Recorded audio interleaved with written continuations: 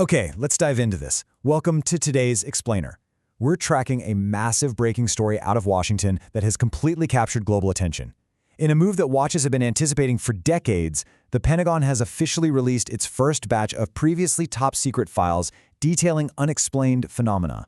Today, we're taking a strictly impartial, journalistic look at this newly declassified archive. We'll be unpacking exactly what the government has just disclosed, looking at some of the specific encounters detailed in these files, and examining the political forces driving this massive push for transparency. To break it all down, here's how we're going to tackle this. First, we'll look at the UAP file release itself. Then, we'll pull out the archival highlights. Third, we'll discuss the transparency push behind it all. Fourth, we're going to weigh official stances against the explosive claims. And finally, we'll explore what the future holds.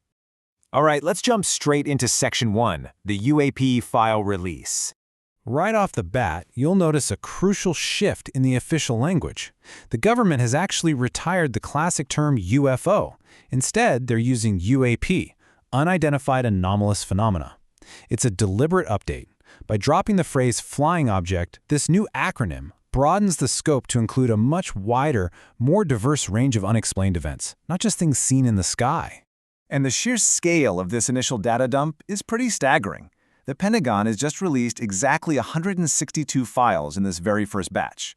We're talking hundreds of pages of documents, all suddenly made available to the public on a newly launched, rather stark, monochrome Defense Department website.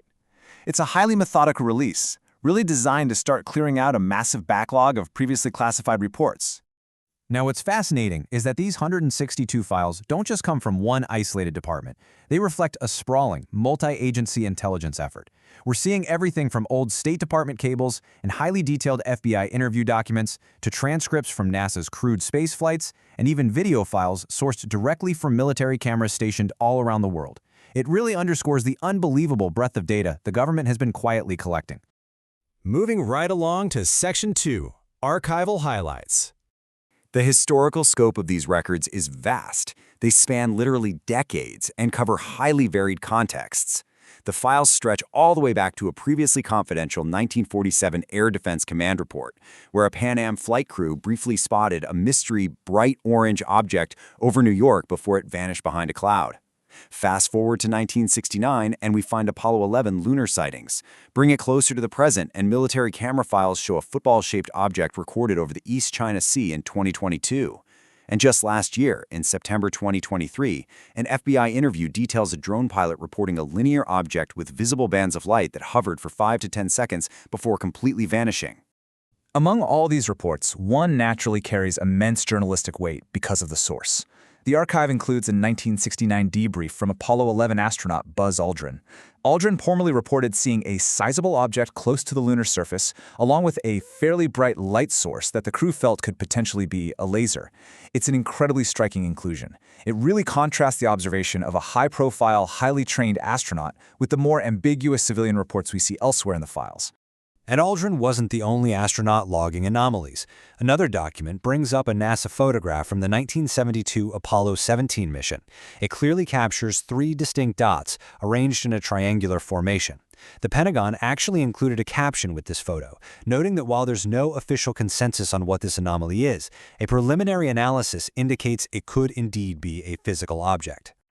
That brings us to Section 3, the transparency push. It's important to understand that this specific release isn't just some arbitrary decision. It is the direct result of a top-level executive mandate. In February 2026, President Donald Trump formally directed federal agencies to begin identifying, declassifying, and releasing government files related to UAPs and the possibility of alien life. The stated reason for this sweeping directive was a tremendous renewed public appetite for information about what the government actually knows. Following that presidential directive, the Department of Defense strongly echoed the need for public transparency. Defense Secretary Pete Hegseth posting a statement on X addressing the release, saying, "These files, hidden behind classifications, have long fueled justified speculation, and it's time the American people see it for themselves." This marks a very definitive shift in official Defense Department messaging, clearly moving toward the public disclosure of previously restricted intelligence. And we're seeing this transparency push over at NASA too. To give you some context on the administration's broader posture, The new NASA administrator, Jared Isaacman, recently spoke on NBC's Meet the Press. He really led credence to this drive for openness, noting that upcoming space missions are planned, at least in part, around the possible existence of extraterrestrial life.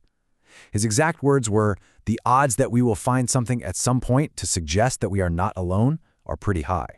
That points to a profound shift in how the highest levels of government are openly framing our place in the universe. Let's turn to Section 4, Official Stances versus Claims. Now, what's really interesting here is the stark contrast we're currently presented with. On one side, you have explosive claims from former U.S. intelligence official and whistleblower David Grush. He has alleged that the U.S. government has run a multi-decade secret program that has actually recovered non-human beings.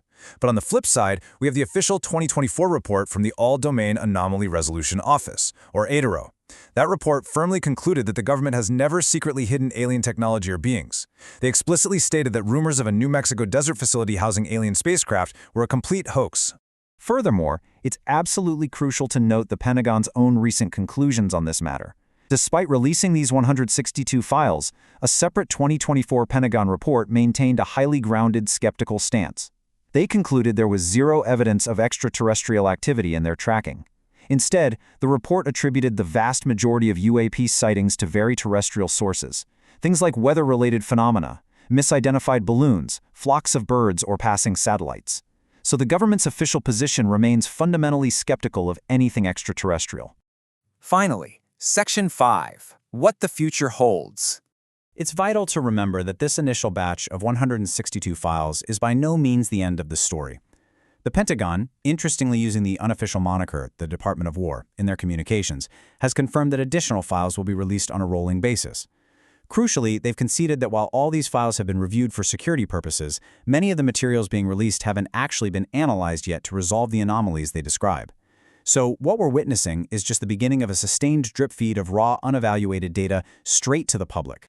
The Pentagon's official statement explicitly noted that they are leaving it up to the public to make up their own minds about this newly declassified information.